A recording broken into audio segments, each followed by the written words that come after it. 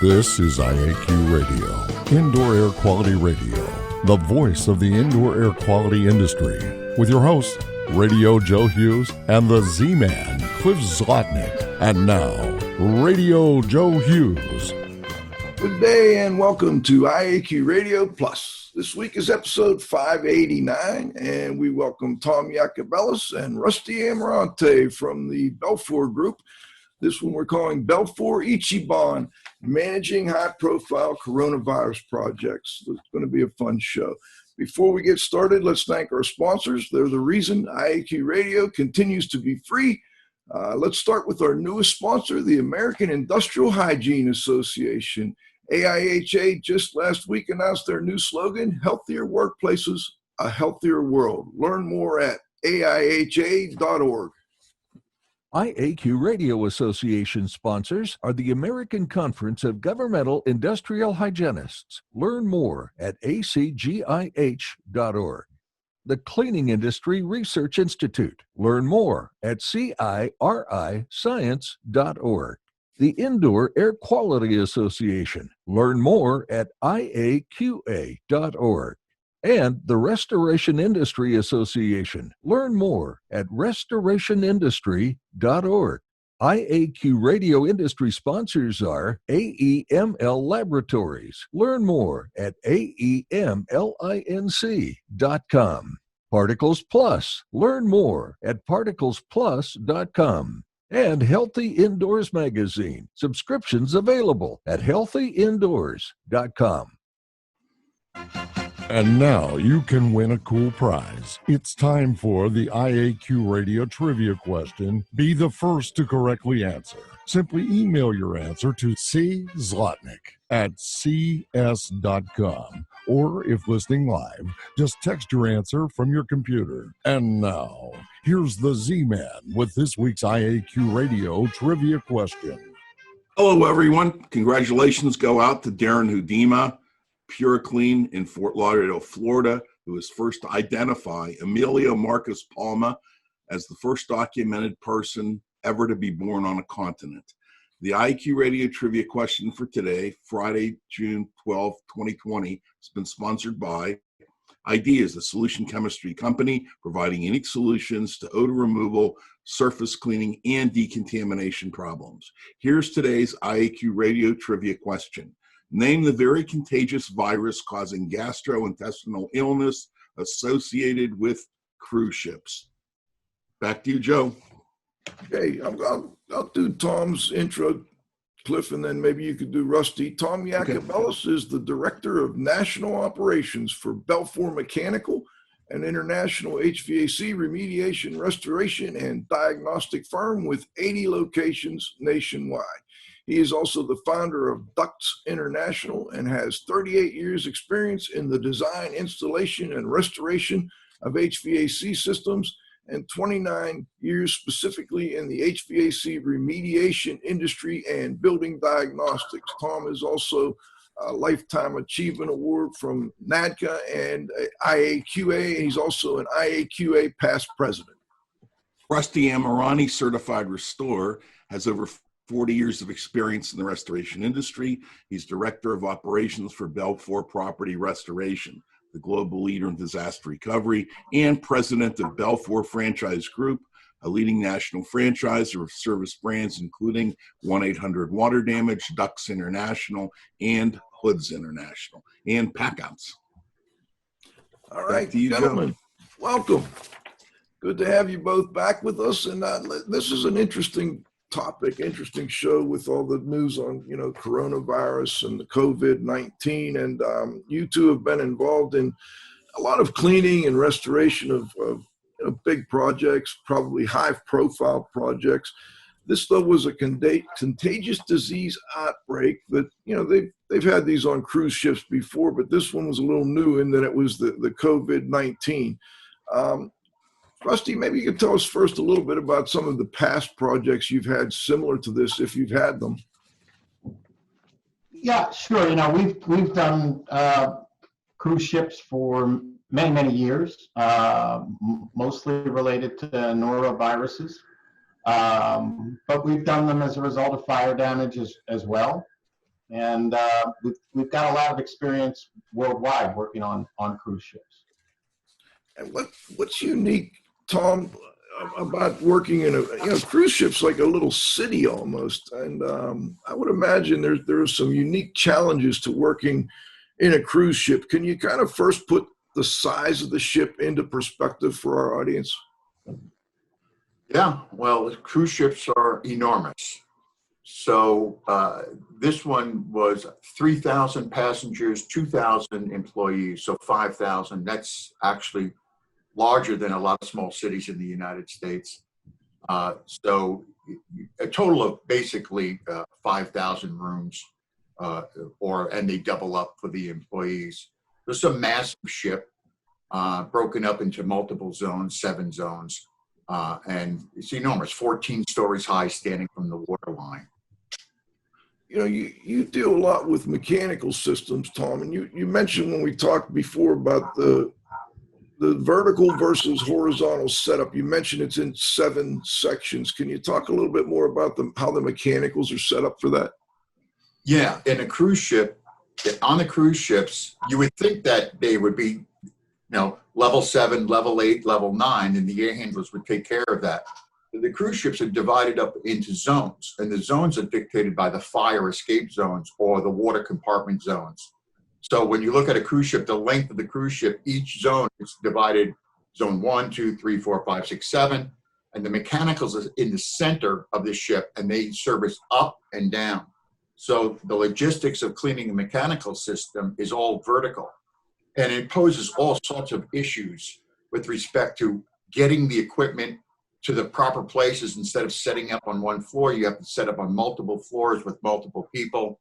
And the air handlers are enormous. They're just gigantic. They're massive. On that ship, there were 87 air handlers on that ship, and there were over 2,000 individual rooms that had to be cleaned, and then another 1,000 spaces that had to be cleaned through a 7-step process.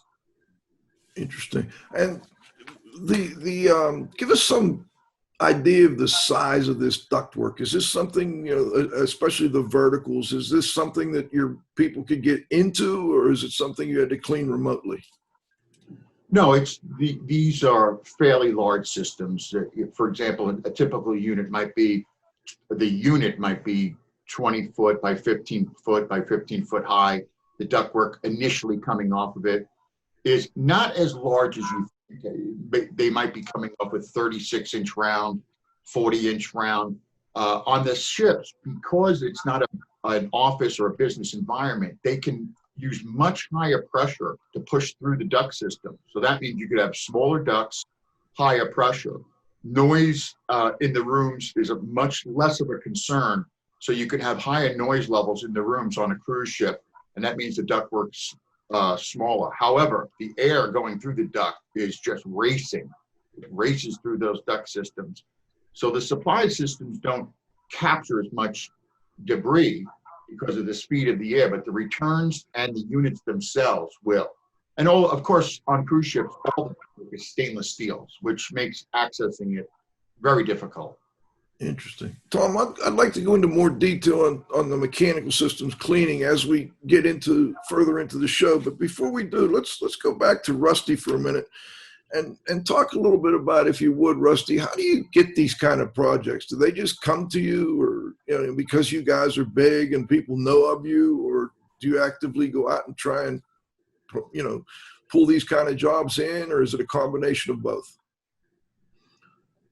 Yeah, no, it's certainly a combination of several things. I think, more of the companies who provide services to cruise ships are typically based out of Europe than the U.S. If you remember years and years ago, BELFOR was based out of Europe, so they had a very good relationship with shipbuilders and many of the cruise operators, and was able to maintain those relationships. So, we still have many of those relationships, and we're counted on. And because of our footprint, we're able to provide help really around the world. So, we have an office in Japan. We have offices throughout Europe. We have offices in the UK, needless to say, US and Canada. So wherever the cruise ship happens to be, chances are, we're not too far away, and we'd be able to begin the process. And then, we bring in the support people to help. So It's kind of a unique situation in that these cruise ships, and correct me if I'm wrong, are they may be licensed in one country, they may be located in another country, and may be headed to a third country. How do you determine whose rules you follow, especially for something like this? Yeah, so obviously, if the ship is docked, then we're following the rules of that particular country. But if the ship is moving, and we've done that, where ships have been damaged, and we've sailed from, say, the Virgin Islands to, I think we went to France or Germany maybe at one point. We did a lot of restoration during the sail. As you move through and near different countries, you've got different rules and regulations as it relates to the different water laws. So we're cognizant of that. We get informed of that from the owners of the ship, and obviously we're not operating the ship. So the crew of the ship is giving us a lot of guidance and advice about what we can and we can't do. But when you do that, it becomes a much bigger challenge, right? Because you're not just sending people onto the ship for the day and then they go home at night. They're on the ship and then they stay there, and they sleep there, and they have breakfast there, and they have dinner there, and there's a lot of interaction with the crew, our crew, and the cruise ship staff. And there's really not, you once you're at sea, you can't say, I don't feel like doing this anymore, I want to go home. Because, that's not one of the options. You once you commit to start it, you got to finish. When it comes to health and safety regulations for your guys, whose health and safety regulations do you have to follow?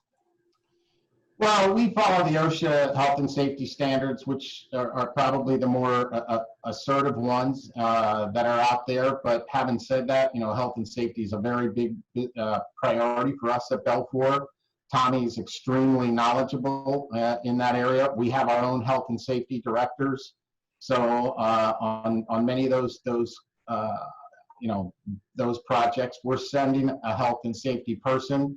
But health and safety always starts at the top, and Tommy runs these jobs. And every morning the discussions start out with health and safety, and they end the day on health and safety. And nobody getting hurt is the main priority. So having proper PPE and respiratory equipment and protection and all those sorts of things are absolutely a priority. And we're not about to put our people at any risk. So we probably overdo it a little bit, but that's how we prefer to do it.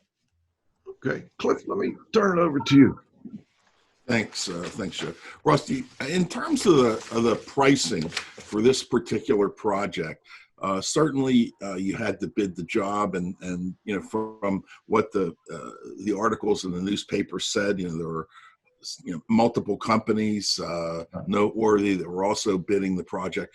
Did you have to give a fixed price at the beginning, or did you have to give like a price sheet with the schedule of how you charge for comparison? Because I guess they want to know what it's going to cost or how your prices compare to others. So I don't need to know the price, I don't need to know the specifics, I just want to know the parameters. Yeah, so typically, Cliff, we're either doing rate material or we're doing fixed price. And so I can't give you a real straight answer on this one. Is we did bid it, we did have a fixed price and was awarded the job. But if you go back to that period in time, right, it was when COVID really became a big deal in the States. Right, it's not like we think of it today.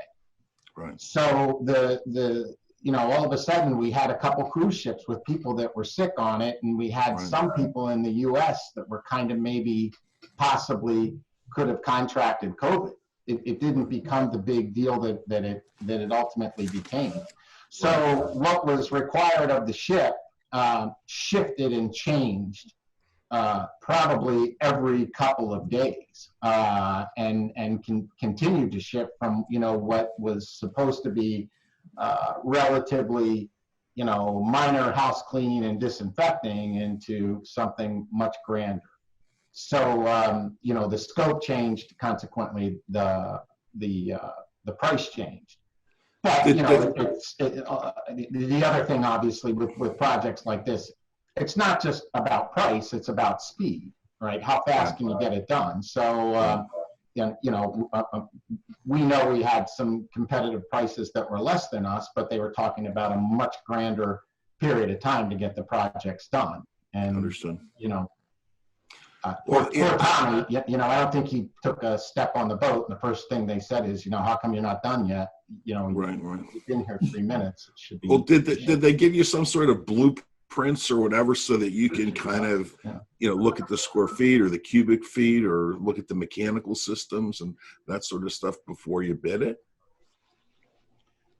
Tommy can be real specific on that, but what they did, I mean, we had some, you know, we had a pretty good idea of the footprint of the ship, and of course we had a lot of experience. Like I said, we've done other ships. So our guys that know that world were very familiar with what to look at and what to consider and what questions to ask to make sure that they got the right information. Mm-hmm. Good, thanks. Yeah, Tom, you were telling me how every nook and cranny is documented and numbered. Could you relay a little to listeners about how detailed your scope was, I guess, and also how detailed the drawings or the rooms and the numbering of the rooms and so on? Yeah, I thought it was actually really cool. We were working with a company that we work with all the time called CTEH. They were the oversight company. What they did is their job was to make sure that we were doing our job and report back to the cruise ship. So there was the cruise ship entity had their folks. The CTEH was overseeing all of the BELFOR activities for the Japanese Ministry of Health. The first thing that was just kind of blew me away is they had a computer system that they detailed all 2,000 rooms. Every room in the cruise ship has a very specific designation. That's the way the cruise industry is. But not just the rooms themselves. Every storage closet, every mop closet has a designation that shows what floor it's on, what part of the zone it's in. And so it's like 7302-10. Well, what happened is that they took every single space and had it into a master computer program. And the Japanese Ministry of Health had approved that if we went through this 7 or 8 step process for every individual space and then documented it through photo documentation, that would likely reduce all the COVID. But the project was moving so fast that the actual clearance criteria wasn't absolutely known by the Japanese Ministry of Health, because they were going to do genetic testing inside the rooms, inside 11 specific randomly picked rooms. So what happened is the Japanese Ministry of Health developed the protocol with the CDC and other entities that was accepted by the cruise ship, by BELFOR, by CTEH. That's how the pricing came about, what needed to be done. These were multiple steps. And what ended up happening is, because of the timeline had been shortened, even shorter than we had originally bid the project, we were doing the project to the 7 steps as these test rooms were being tested. So after about a week and a half, the 11 test rooms were tested. It took another 4 days for the genetic sampling to come back. And so while we were actually doing the ship, it was actually the testing finally came back. We all these concerns, the ship folks and everybody were all working in one gigantic kind of area where you normally get your luggage and stuff. It's the setup area. And basically the bottom line on it is that the tests came back and they said, yes, everything's passed. So this company, what they would do is they had a team of people, cell phones, live database, and at the end of each day, they could tell you exactly what step each space was on the room. It was very, very impressive. And then we would interact with them continually during the process. You know, what were the 7 steps? Go ahead. Yep. Well, the first one was the one I thought was remarkable. I mean, we'd go into the meetings every day. And the first one was when the folks were asked to take off their ship, like Rusty says, this was in the beginning, so no one knew anything at all. So all the BELFOR going there, they just went, you know, on a faith and prayer. And when we got over there, joke about safety. I mean, you didn't even want to sneeze in that main room that you were having your temperature checked on. If you sneezed, you were pulled off the line. I mean, it was not good.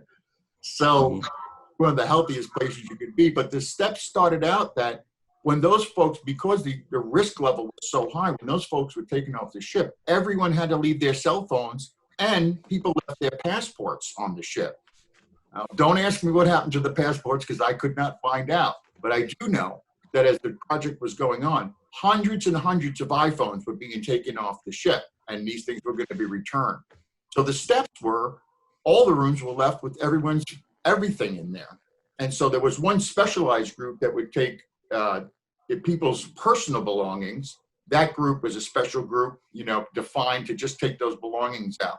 Then the next step would be that all the linens had to be removed. And that was a multi-step process. Certain linens had to go one way, porous materials had to go another way, and everything was taken off of the ship and staged off. So it all got pulled off the ship. And of course, this created amazing logistical problems. It was just extraordinary to see just the amount. You're talking about taking 2,000 rooms worth of stuff down in just a matter of a couple of weeks of you know, with a team of people. And then from there, the decontamination process started, which was everything had to be wiped down. First of all, it had to be dosed with the approved solutions. Then it certainly wasn't just spray down the rooms. Every surface, every touch point, everything had to be wiped down in accordance with the protocol, that 7-step protocol that the Japanese Ministry of Health was approving. From there, it had to be, all the carpets had to be decontaminated. All the air conditioning system, then the air conditioning folks went in, the air conditioning division went in, dismantling the terminal units, removing the exhaust.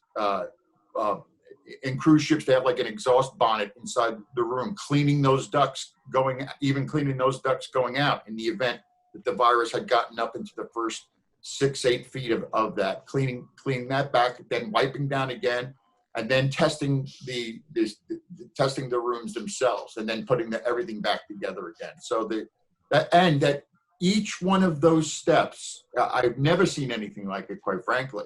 You know, you hear about, but it's like each one of those steps was documented, and there was absolutely no space on that ship that was not touched and went through that 7-step process. Interesting. Tom, what about mattresses? And I would imagine there's couch cushions and things like that. Were they decontaminated, or are they just going to remove and replace those? The mattresses, now this is the best of my ability, the mattresses were not removed at that port, but they were decontaminated, and then they were going to be replaced. That cruise ship ended up leaving the port on time, which was, you know, I've got to say to our folks, Guy Sullivan, Guy Bottaro, Kirk Lively, just everyone that worked on this project, Rusty, of course, that, you know, we had originally bid the job with another 10 days on it. And the Japanese folks, the Japanese ministry wanted the ship, that cycle time shortened by 10 days. So we actually got everything done 10 days earlier than we had originally bid the job. Once the ship left the port, then what ended up happening is it went to another location in Japan, and everything, those things, from my understanding, were all going to be replaced anyway, but they were decontaminated for that process, so that anyone could work on the ship after that point. Interesting. Cliff, let me turn it back to you. Thanks. Okay. Did you have any input into the specifications from the Japanese Department of Health at all? Yes. Okay. Especially on the air conditioning side. Gotcha. Because the air conditioning side, the process itself was originally designed is semi-designed for the norovirus, and we had to have input on it because let me give you an example. If someone said to you tomorrow, listen, we need you to bake 2,000 birthday cakes, and here's the contract, you have 2,000 birthday cakes to bake, but we cannot procure any flour worldwide. There is no flour left anywhere in the world. There's no eggs left anywhere in the world, and you have to get all that stuff yourself somehow. That is very close to what actually happened to us. We could not get any respirators into the country at all. We had people telling us they could give us 50 PAPRs, send us 60 PAPRs, but we already knew from projects prior to that there were no respirators available worldwide, none.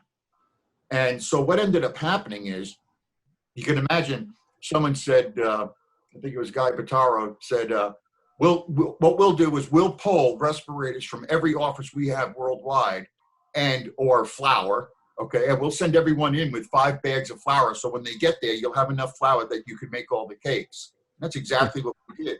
Every employee came in. We had people come in from 19 countries. So every person that came in was sent respirators from alternate offices, just so that we would have enough respirators so that we could work on the ship. And that alone was an unbelievable thing to experience and see. And you talk How did about you handle the language? You know, communication. Did everyone speak Dozo English? kudasai moita tatachimashita. Tommy learned 19 languages in 3 weeks. Please tell me what we need to do. Understood. We had really the greatest people. I mean, really a beautiful thing to be involved in. And, you know, being with BELFOR, it's, you know, you only get to do these projects when you're with a company like BELFOR, quite frankly, and I'm so proud to be part of it. But the language was a massive problem, and we solved it. Our coming from 19 different countries, for example, my team, the team just for the HVAC we had 21 people there doing HVAC, plus the ship's crew helped out as well on the units, and only 2 people could speak the language. And so you have to use, you know, this trickle down effect. You have to have, you know, develop your relationships with your key people, make sure they understand what's got to go on. The safety requirements were so far off the scale, you know, it was beyond any asbestos or any job that you would encounter. First of all, you know, like I told you about the flour, the Tyvek suits were a massive problem to get as well. You know, you have, for example, I mean, just getting the Tyvek suits there, you remember that it was kind of a panic going on. So no one even wanted to come down to the port with any supplies. No one in the country of Japan wanted to actually come to the port. Even getting daily food down there was an issue.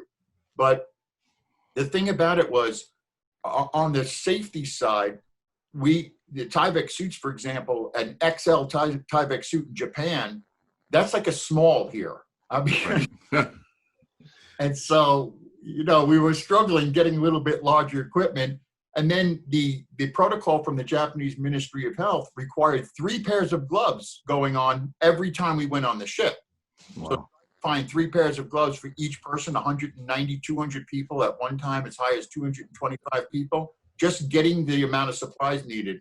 Getting on the ship, not only did we have to be scanned in, you know, we had to scan in on the ship's provisions. So the ship needs to know you're going on, just like any cruise you go on. They give you name badges.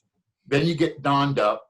Then the Japanese minister, then our folks, our BELFOR safety folks are there making sure, taping you up, putting on the gloves. Then you get checked again by the Japanese Ministry of Health for face seals, all of that. Then you finally get on the boat. So it's 45 minutes to get on the boat. Coming off the boat, every single person had to step in the disinfecting solution, be wiped down. There's teams of people wiping us down, removing the gloves. You couldn't remove your own gloves. They had to remove the gloves for you. It was quite a process. So at one point, I think I calculated out of a 12-hour day, we were getting 6 hours worth of work. You know, Tom, you also mentioned, well, let's go back to the 3 pairs of gloves. What were they, all nitro gloves, or did you have nitro and then something else and something else? Well, certainly in the beginning, we had people scour through the entire city of Yokohama and bought every single glove that, waterproof glove that they could find, because there just was no supplies. But the reason why the 3 pairs were, if you were working in we had some rooms that had active COVID patients in them. So active COVID rooms were rooms that had people who had contracted the COVID. And then and CTEC had all this defined on their massive database. So we had specific rooms that had COVID. In those rooms, it was required that you couldn't even come out of that room unless you donned off that upper layer of gloves and your boots. The boots had to be completely disinfected and wiped down before you were allowed to leave the room. So there was a process to come out of that room. And so the 2 nitrile gloves plus the upper glove, that upper glove had to be removed for anyone who was working in a COVID room. Did your people have to take a COVID test to get onto the ship? I mean, were they screened in that way before being allowed to do this work? Well, every morning, all the crews were bussed from the hotel. You had to find a hotel that was willing to you. That's, logistical, like, oh yeah, we're comfortable with having all you people on the cruise ship come back to the hotel at night.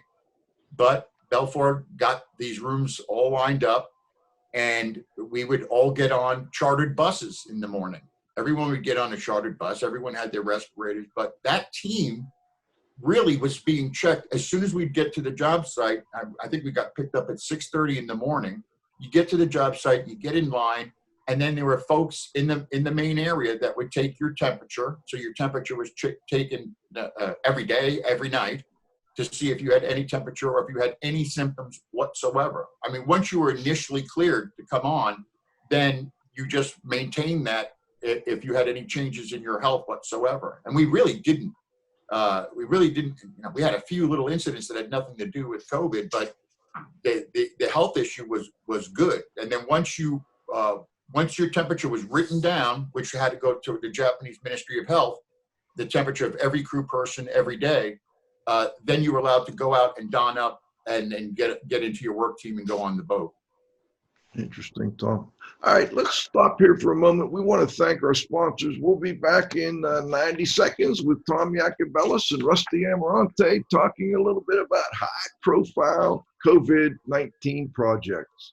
IAQ radio industry sponsors are Particles Plus engineers and manufacturers of feature-rich particle counters and air quality monitoring instrumentation. Learn more at particlesplus.com. Count on us. Healthy Indoors Magazine, a free online digital magazine for industry professionals and consumers. Subscriptions available at healthyindoors.com. And AEML Laboratories, free FedEx shipping, great pricing, same-day results, and never a rush fee. Learn more at AEMLinc.com. Association sponsors are the Indoor Air Quality Association, a multidisciplinary organization dedicated to promoting the exchange of indoor environmental information through education and research. Learn more at IAQA.org. And RIA, the Restoration Industry Association, the granddaddy of the restoration industry. Network with leaders. Learn more at restorationindustry.org. CIRI, the Cleaning Industry Research Institute. See more deeply through science and research. Learn more at ciriscience.org. That's CIRI science.org. ACGIH, advancing the careers of professionals working in the environmental health, industrial hygiene, and safety communities. Interested in defining their science at acgih.org. And our newest sponsor, the American Industrial Hygiene Association. Healthy workplaces, healthier world. Learn more at AIHA.org. Cliff, I'm going to turn it over to you. Tom, how did you get all the specialized equipment and all the chemicals and so on and so forth to Japan? Did you rely on, commercial airline? Did you rent an airliner to take it over, or did you, ship it over? How did you do it? Well, the ship itself the folks on the shipyard, they actually, this was a blessing, but they had the specific chemical that they wanted us to use, and it was Understood. so that was good because they had enough there, just enough, by the way. We couldn't get any more than we had. Okay. That became an issue. We had to monitor really closely the mixture ratios and what we were using because we had calculated. It was one of these deals where it's like, we have just enough to do the whole ship, so don't waste it. And there were days where it was like, we think there's something wrong here. Right. As far as the equipment was concerned, for example, Cliff, I know that you're interested in this kind of stuff too, but we couldn't get any electrostatic foggers at all to fog the mechanical system. So we had to go into the local community, and I too, Bill, had made videos on, I used, this is just one little story, but we bought little air compressors and we bought these automotive atomizing nozzles so that we can inject lots and lots of particleized product into some of the mechanical systems. That's just for the mechanical systems. But as far as BELFOR was concerned, the big thing was carpet cleaning machines. At one point, every single carpet had to be cleaned in the ship, I believe, because it was the last step of the process. I think every single carpet in the ship had to be cleaned within a 3-day period. 3 ships going around the clock.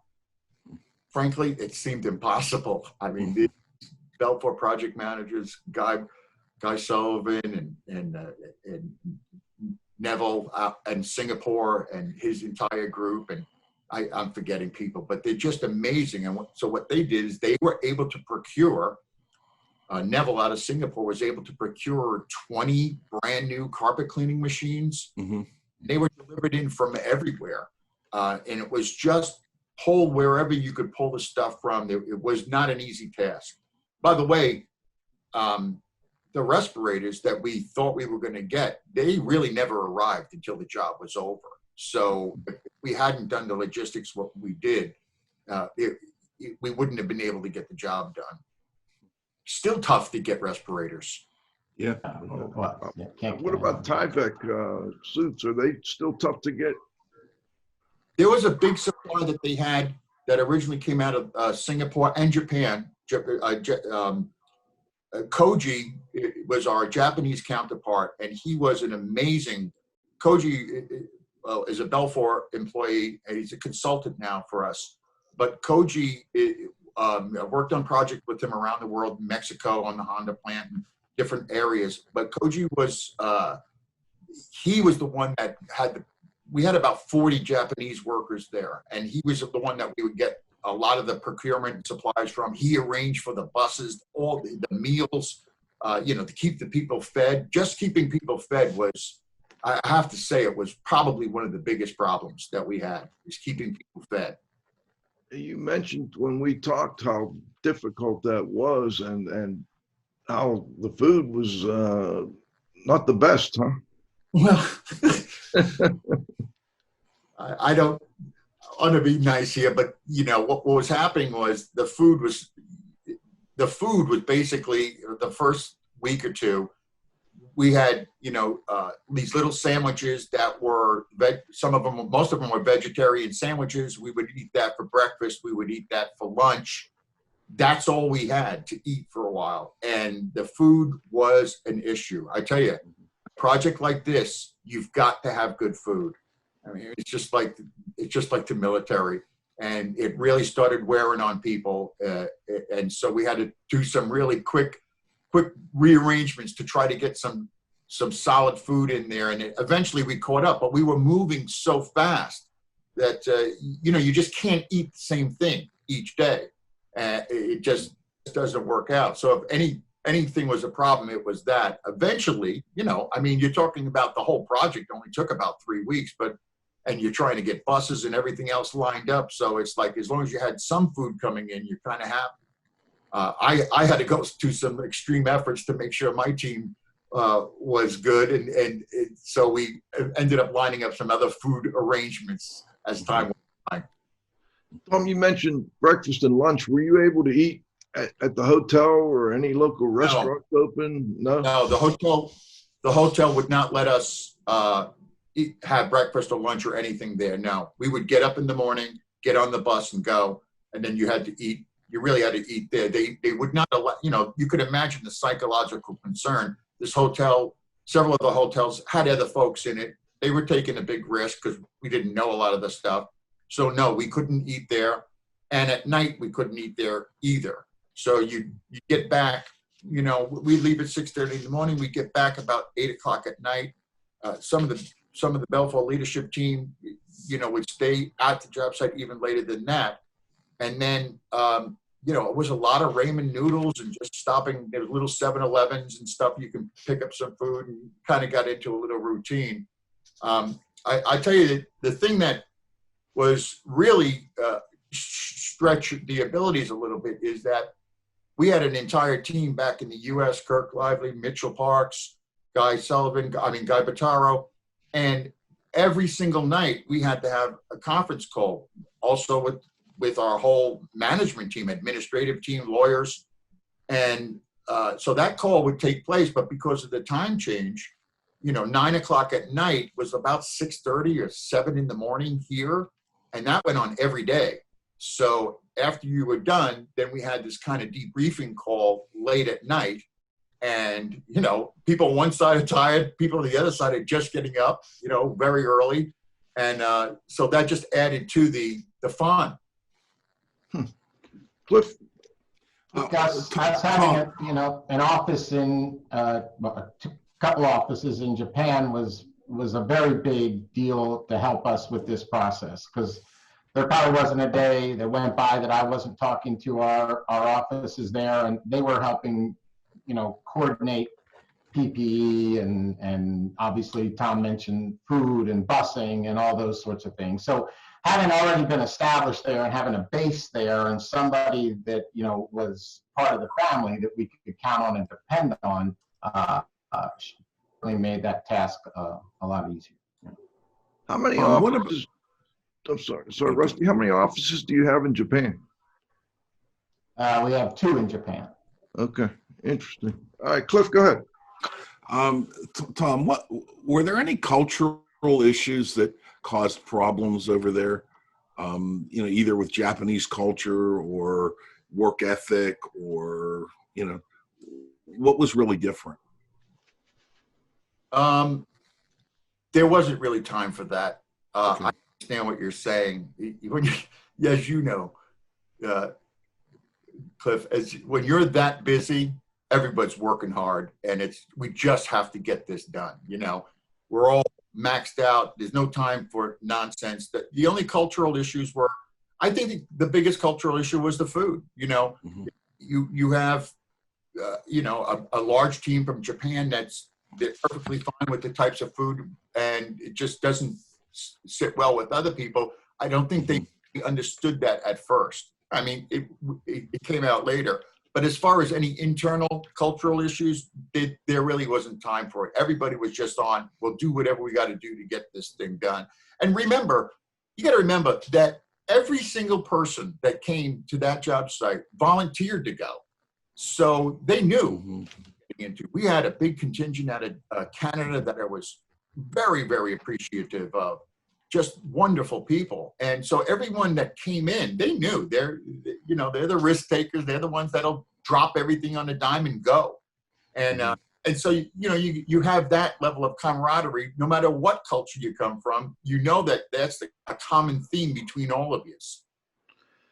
Tom, I'm particularly interested in the mechanical systems cleaning, and I know that's your area there. And when we talked the other day, you mentioned that because of the fact that you're getting this seawater and a high relative humidity and salt content in your makeup air or your outdoor air coming into your units, they have special filtration. It starts with that special filtration and then works its way back to the unit. Can you talk to listeners a little bit about how you cleaned a mechanical system like that and on a ship? Well, there on other cruise ships, for example, we had one where a cruise ship was 1 month old, and it sailed, and the filters that filter out the seawater, you don't really even want to call them filters, but they're I forget the name of them right now, but there are specialty filters. They work exactly like a grease hood filter works, where they whip air around a plastic cartridge. They whip air around it so quickly that the seawater it separates from inertia, and it just drips out. So the outside air, if you ever see the ports along the top of a ship, people put them on their cars to look cool. Well, those ports are the fresh air intakes for the mechanical system. There are usually 10 or 12 of them up there. And the seawater comes into those and it gets separated from the outside air. Well, if those aren't working correctly in this one particular ship, the seawater pulls into the system. And in that ship, what ended up happening is within a month, the seawater dries out and huge salt crystals form inside the stainless steel ductwork.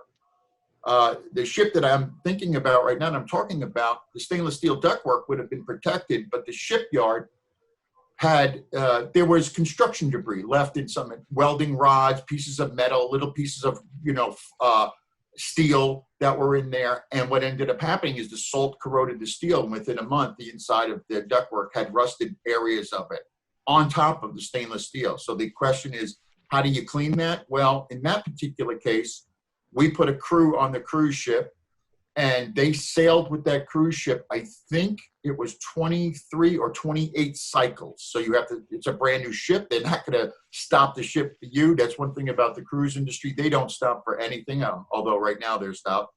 And so you sail with the cycle.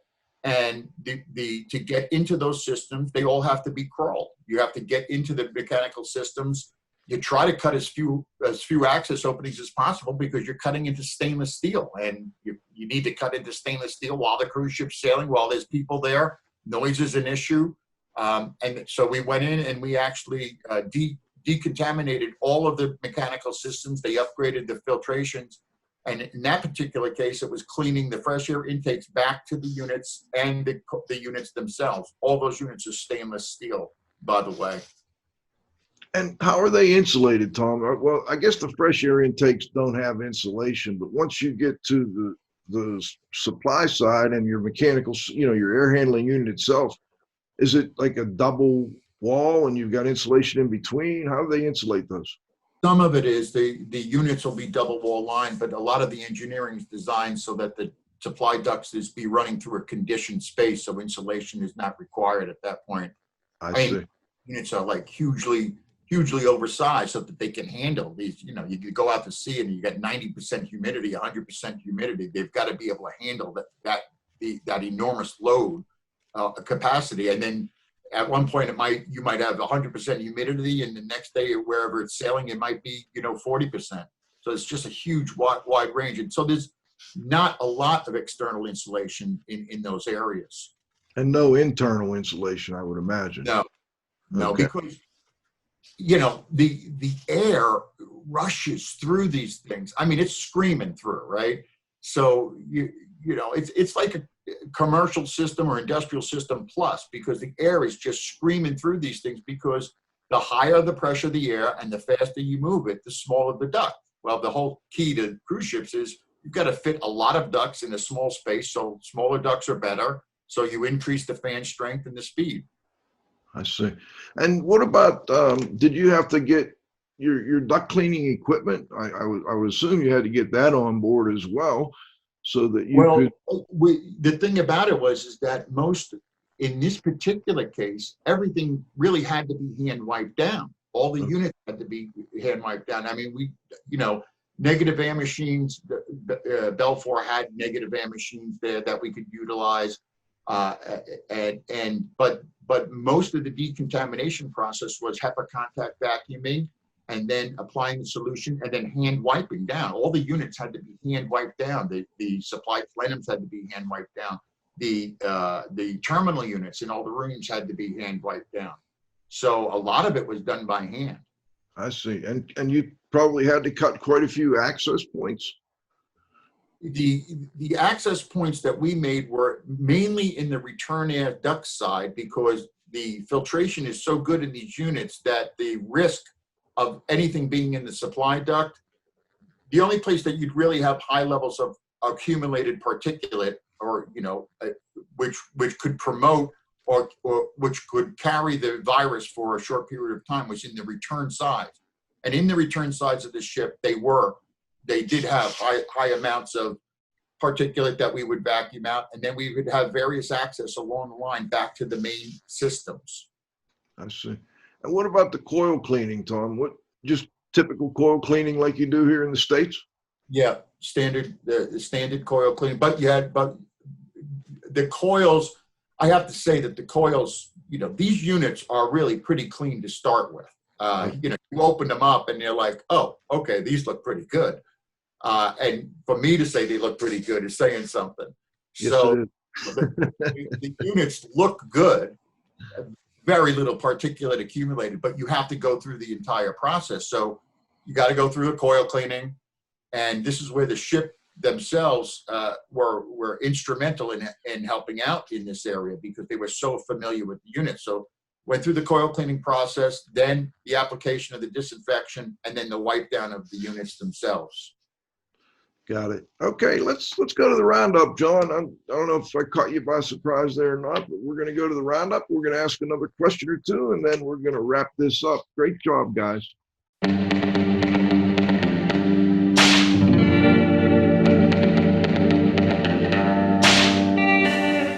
Let's take it over. Cliff, why don't you take one of the final questions here? Okay, actually, I have 3 questions, but I can accept one-word answers on these questions. Okay.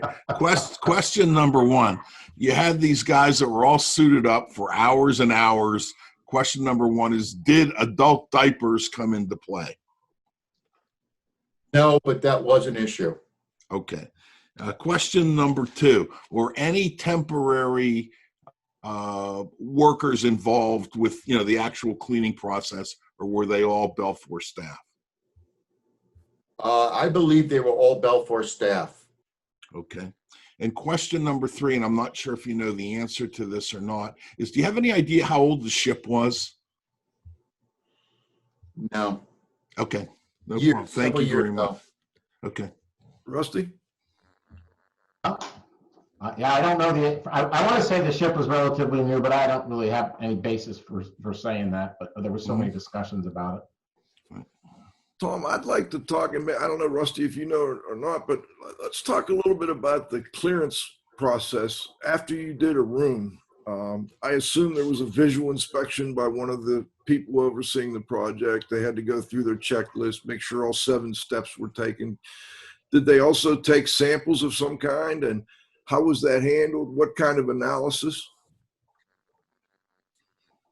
Again, the 11 rooms that were set up were going to follow the strict protocols set by the Japanese Ministry of Health. And that protocol, if it proved the testing of that, the genetic analysis, both live and dead virus of the space after those steps were taken, because the shortness of time for the project required really unconventional thinking. It was, if we know that those 11 rooms passed, and we know that we're okay with the process, that confirms the process now, right? So then and the only thing we can do with the limited amount of time is confirm that that process was absolutely done on every other space room in the entire ship. So it was those 11 rooms that were a critical element. And then this CTEH company absolutely confirming and not leaving any stone unturned that every other space and surface was done to the same protocol. Did they do any like ATP testing, or was it all a visual inspection after the 11 rooms were done? There was no, not that I knew of. I didn't see any ATP testing. Okay. So they would do. I don't know how much value that would have even had in that particular situation. Were they there watching over your guys as they were cleaning, or would they just come in? Oh yeah.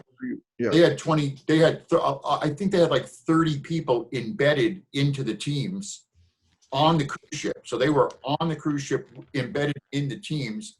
They had their their administration team in the main warehouse with our administration team. And then back home, they actually had, of course, I'm interested in this because I used to own a computer company, but they had a couple of live programmers on their staff that would make modifications specifically for the cruise ship to give reports and whatnot that we needed for live updates. Interesting. And then Rusty, I'm curious, in your experience, you've done a lot with these cruise ships. How much more difficult was this cleaning than if you had just a norovirus type of situation? Was it really kicked up several notches? Yeah, certainly it was kicked up a lot because of a lot of the things that Tommy expressed. Typically getting our hands on PPE is not a challenge, right? It was a major challenge for us here. Typically dealing with food is not a challenge. It was a problem for us here. Getting people to actually go do the work was a much bigger challenge for us here. Getting people home. I think, Tommy, you got home like just in time. Had he waited another day, right, you'd still be in Japan. I was the first guy where the air conditioning portion finished up a little bit early. And it was challenging to get out. We were certainly nervous about going through all the steps to try to get out because our news reports for everything was shutting down, and they were. Yeah.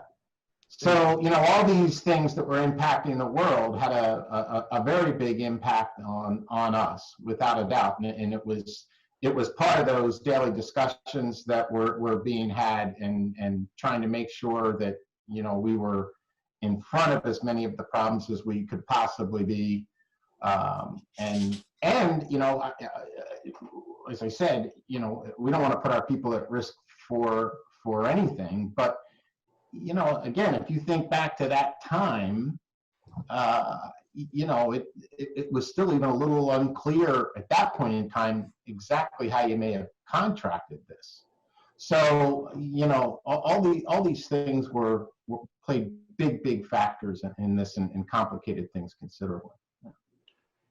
I wonder if both of you could, if you would, just give us, after you've been through this process and dealt with this type of a project, what kind of lessons, not just for BELFOR and for yourselves, but for the industry, the cruise ship industry, the restoration industry, the world in general, what lessons have we learned that we should make sure we remember?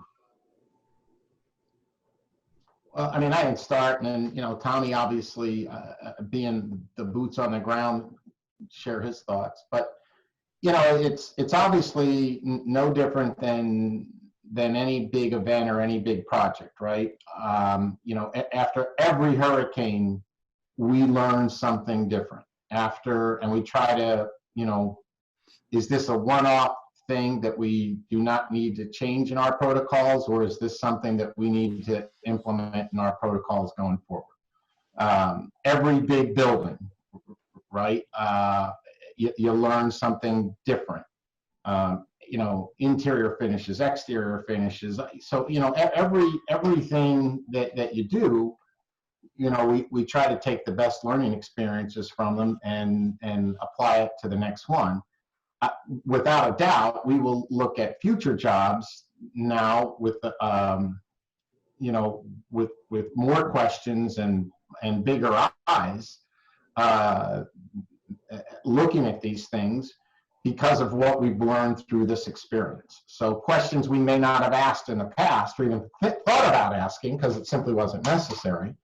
We'll be doing those things going forward.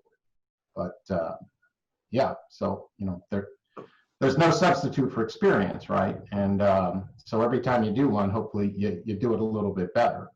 And Tommy's being very humble with his knowledge and his experience. Although I'm sure you guys are understanding just how knowledgeable a guy he is, but this project would have never gotten pulled off the way it did had it not been for Tom and a couple of the other project managers everybody.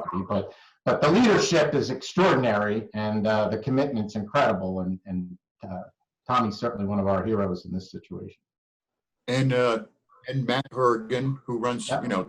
BELFOR has a full environmental division, and it was Matt Horrigan who made that connection with the CTEH folks. Matt Horrigan, amazing guy who runs our environmental division. He's basically on every call, everything, every day. I don't want to forget anybody.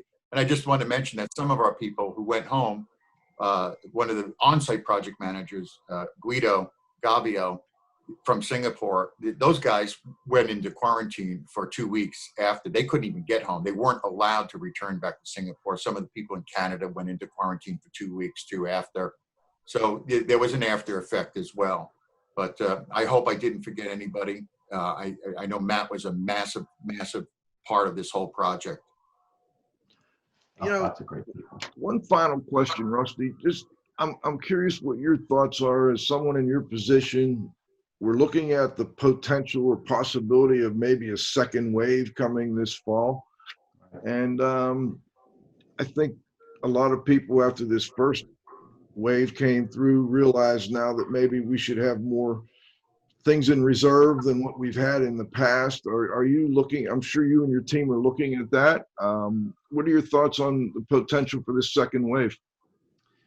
Yeah, no, we absolutely are looking at that, and we started that, looking at it a bit ago. You know, KN95 mask seems to be readily available.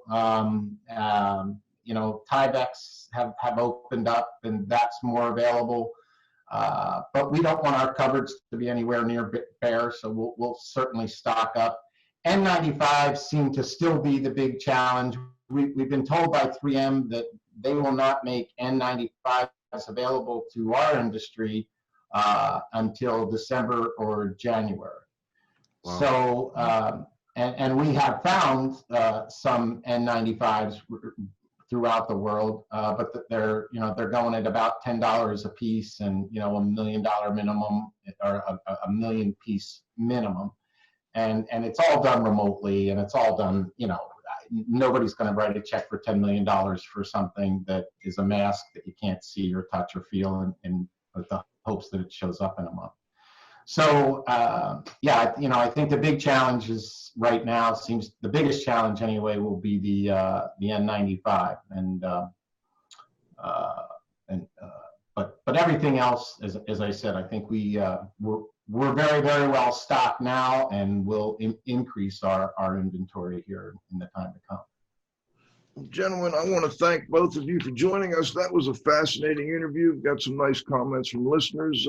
Tom, any final thoughts before we go? No, I just miss seeing you, Joe. It's great seeing you. And you too, Cliff. Yeah, it's been a long time. Seeing Rusty too. Rusty? Yeah, you too. Apparently this is the new for today then. Yeah. No, good to see you guys. Yeah, great seeing everybody. Thanks so much. All right. Thank you all. This is Radio Joe Hughes saying thanks to this week's guests, Rusty Amarante and Tom Yacobellis. BELFOR is Ichiban, we called this one. Of course, my co-host, the Z-Man, Cliff Zlotnick. John, you got to have faith at the controls. Next week, I've got AIHA folks coming on. We're going to talk a little bit about some of their conference sessions, and a little bit more about the Green Book, the new recognition, evaluation, and control of indoor mold. So we look forward to having each of our listeners back next Friday at noon for the next episode of IAQ Radio Plus. For IAQ Radio, I'm Spike Reel saying thanks for listening.